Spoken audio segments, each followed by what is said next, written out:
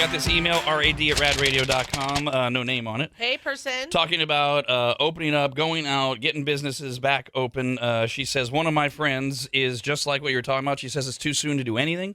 I tried to convince her, but there's just no talking to people to get them to go out, which is why I thought it was a great day to have Mark Haney from Haney Biz back on the show. Good morning, Mark. Good morning, Rob. Good morning.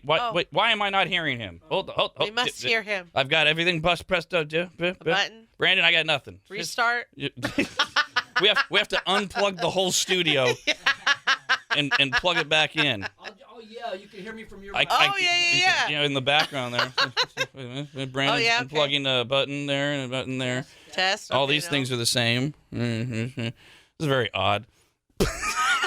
Brandon's giving me that look like I literally have no idea. Do you want him to have my mic? What's happening here? This microphone.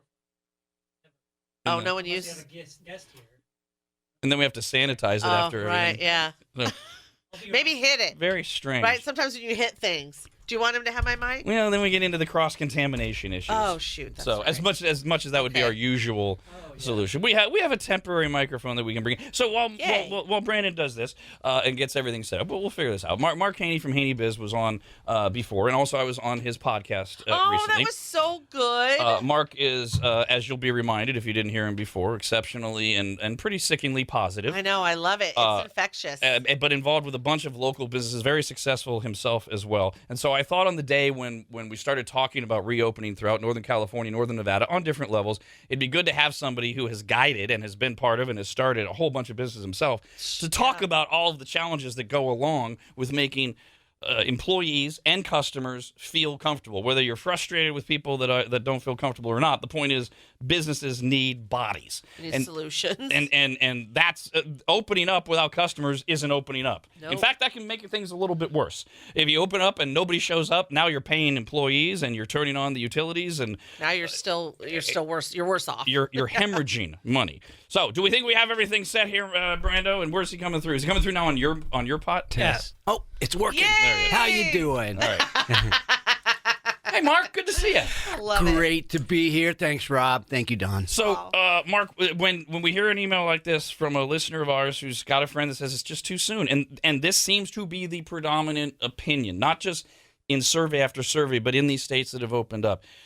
Challenges. You and I seem to share the attitude of just give businesses a chance and they'll figure out how to do it. But what is your advice to businesses as they try to figure out how to get people to come out and do this? Great question, and I do not propose that I have all the answers. I do think, though, that entrepreneurs, generally speaking, entrepreneurs are the answer. So we will solve this crisis, and I think the most creative people, hardworking people are these business owners, and I think we will figure it out. I talked to my team, and there's different degrees of concern.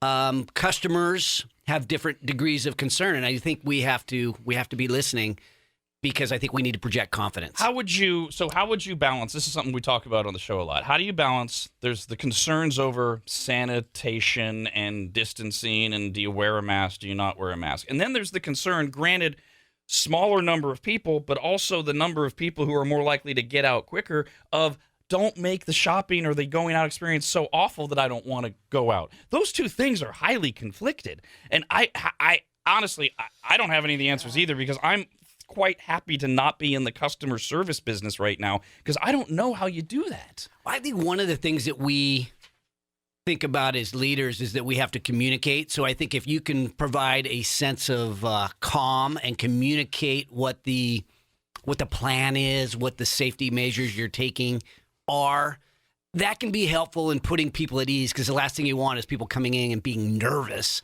So I think we're going to have to sort of wade into it a little bit and test. And see who will show up and who will do it. See who will show up. You we bet. We were talking during the commercial break, because usually when I see you, you're in a sweatshirt or something, but you're in your little 49ers T-shirt here, and I'm like, damn, you're ripped, boy. Yes. I never realized. is. It doesn't surprise me. You're an overachiever at everything you do. So we started talking about you working out and what your routine is, because I figure through this whole thing to keep your mind going, you're probably working out more than ever, but that's not the case. Well, I was going to CrossFit, which is sort of it's very exhaustive, and that's over now for at least temporarily. So I'm trying to find my own routine, and I don't know that I've established something I feel really good about because we were talking earlier. I'm going to go back to CrossFit at some point here, so hopefully, and I'll be back in the regular routine. And so to that point, you and I started talking. I said, "Wait a minute, we'll talk about this on the air. How in the world does a gym make you want to go back and be part of CrossFit and make you comfortable that they're doing enough that you feel safe, but also make somebody who's like, I just want to get in there and sweat and I don't care how close I am, also feel like it's a positive enough experience to go back in CrossFit?" Yeah, that's interesting because group settings like that, group events like CrossFit, you're touching the similar equipment and so on. Yeah. I think people are going to be nervous. I think people will generally be a little bit more worried, and I think our CrossFit's going to do smaller groups, so 10 to 12 versus cramming in 20, 25. So, and with the smaller group, you can space out. You bet. You're not going to wear a mask, though, right? Oh, God. I'm not. You can't wear a mask impossible. and work out, can you? No. So Have you ever tried a CrossFit workout? Oh, God, no. I'm not a masochist. Yeah, no, I've only tried twice, and it's brutal. There's no way you can wear Well, a I mean, honestly, you can't wear a mask and do yoga. That's true. I mean, talk about polar opposite ways of exercising. Yeah. And so when we hear all the mask thing and the face, because the mask thing seems to be very polarizing in society right now. You are either fine, whatever, I'll wear one, or you think we have to for safety. And then there's this other group of rigid, I am not covering my face. But in some cases, like workouts and exercise, it seems appropriate. And what I'm trying to figure out here, Mark, is this, socially, if nothing else from a business standpoint. If everybody's being told to wear a mask to protect everyone else, well, how is it okay to not wear a mask when we're working out? Yeah. These conflicting messages are going to be so hard to get people to come back out. And I'm really concerned about what businesses are going to go through as they open up. Well, I think that's why I love your show, because you're bringing common sense kind of approaches to doing this, and I do think that people are going to be worried at different levels, and the ones that keep revenue going through the business are going to be the ones that survive, because we're not going to go without revenue forever. We're eventually going to need to open up. Otherwise, we won't have any employees or customers to worry about. Do you think some businesses, like you were saying, like they put the stipulations in to try and make, because it sounds like the stats are that the majority of people are more scared than not. So obviously you want who's ever the most people are going to come in.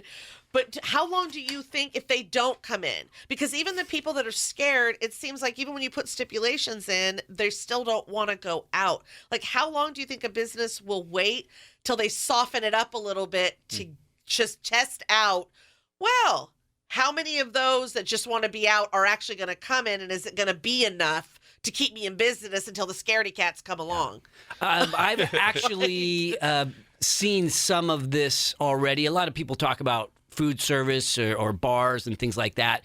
And I've seen people gathering outdoors with zero concern about this thing. No masks. There is some general social distancing, but they're comfortable. And I think if it was more promoted, they would be busy. There's a real desire for people to get out and socialize and so on. So I believe it's there. I think there's a pent-up demand, and most of us are sort of willing to go out there and do the 6-foot thing or the 4 or 5 foot thing. I think most people have that in their mind.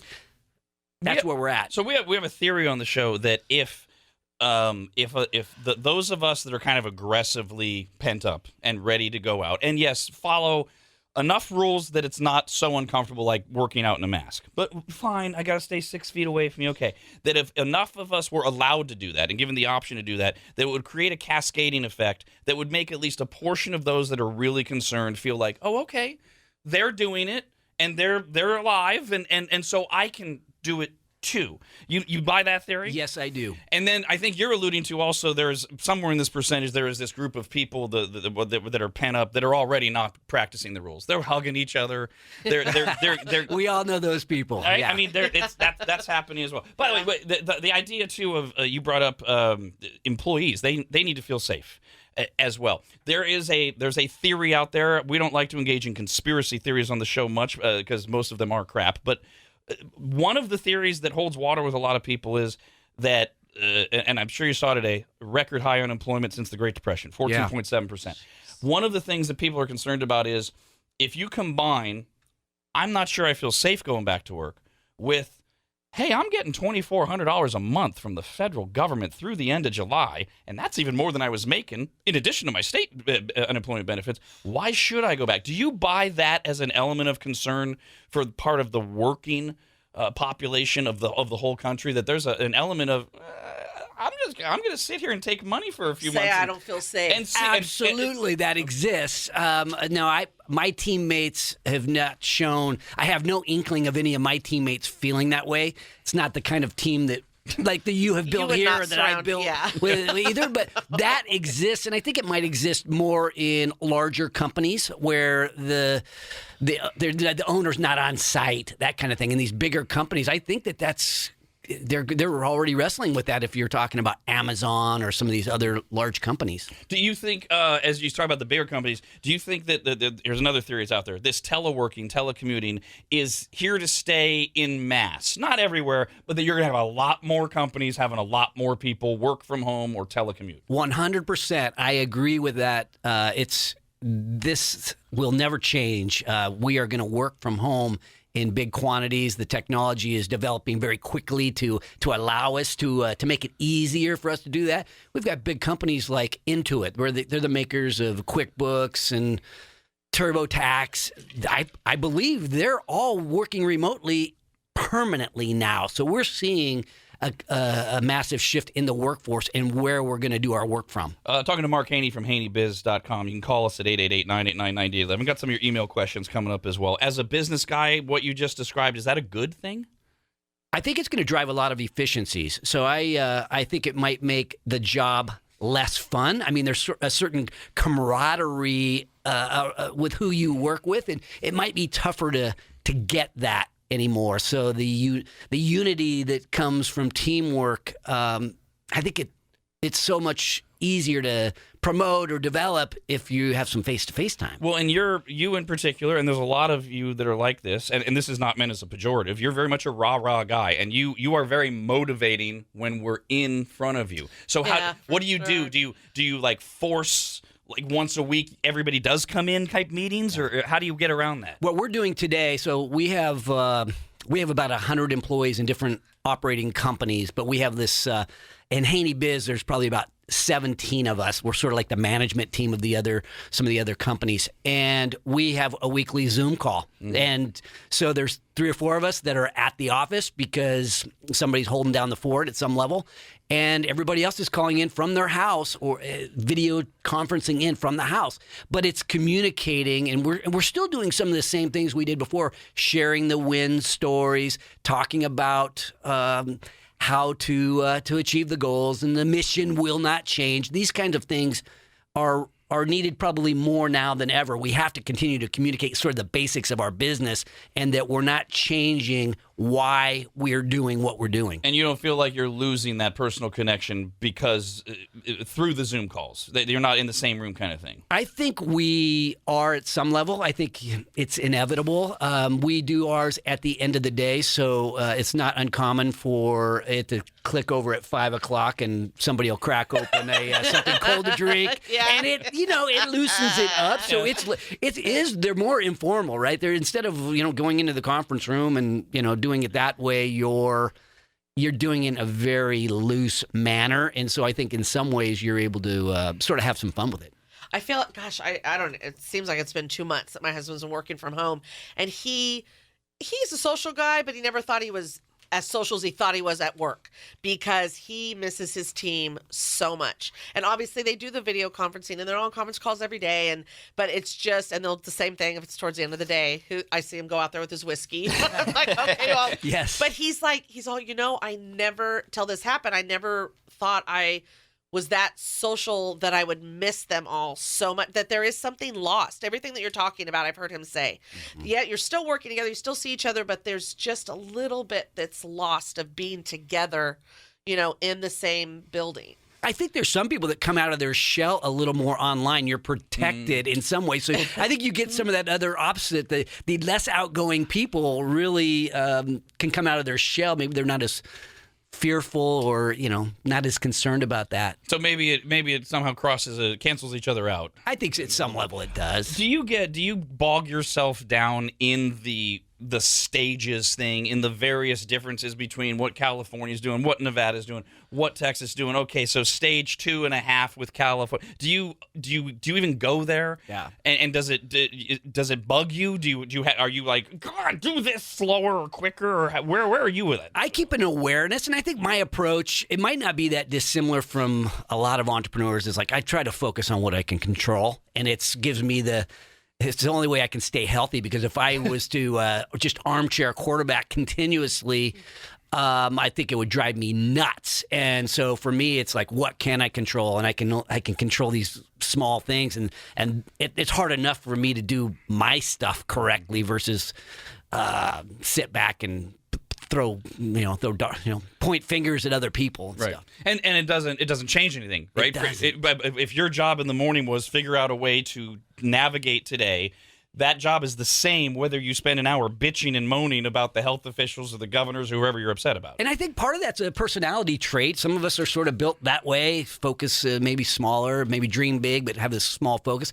Other people really, especially with a role like what you have here in the media, you have to bring up these larger questions. And I think it's really helpful for all of us to sort of think about that stuff, because most of our time is spent in the trenches, face down, just trying to crank out the work. So when we hear you contemplating the different ways that things are being decided for us, I think it puts us all in a better place. All right, so let's put you in a position of power here, but not in government, in something you're an expert at, business. And I know you don't have all the answers, but this one really does fascinate. We got this email, rad@radradio.com. Now, I know you have a Brian that works for you, and he seemed okay when I met him. He doesn't work for us anymore.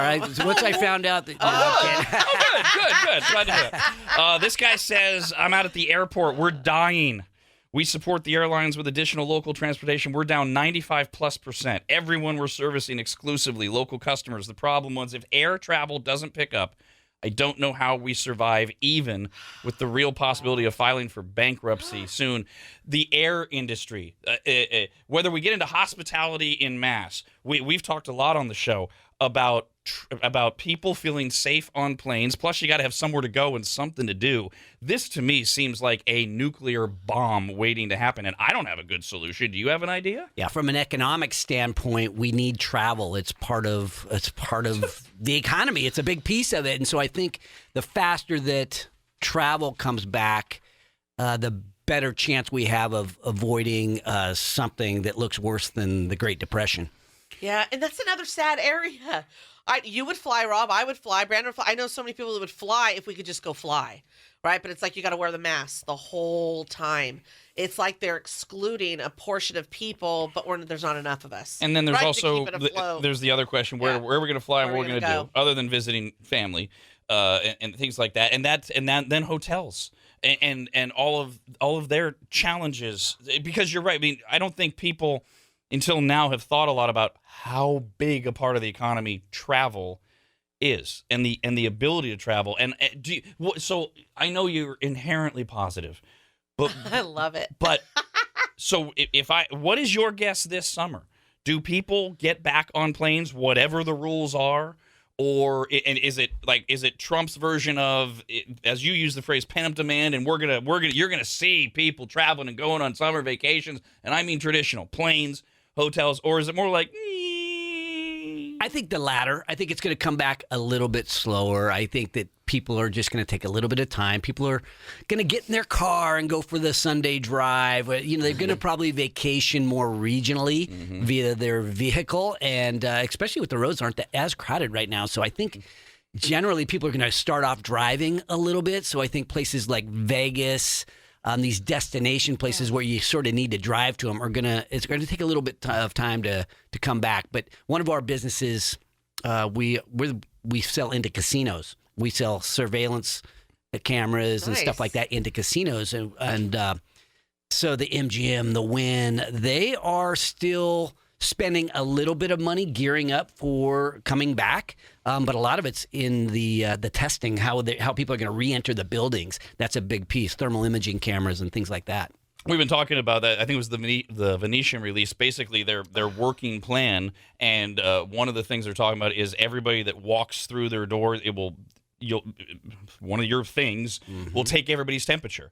And rather than being stopped at the door with a thermometer or one of those thermal things, it'll be done from the ceiling. And then if you're over 100.4, they're going to come grab you and go, hey, come over here. We need to double check you. Those kind of things. Yeah. I mean, that is this big phrase, new normal, right? I think so. And I think that as people, it's almost something that's going to give customers a sense of calm, I suppose. If you know that the Wynn is testing in this way, and then that you have a little bit less chance of getting sick. Well, and the lack of invasiveness that one got Dawn. She was like, I like that. Yeah, this whole when Rob's read stories of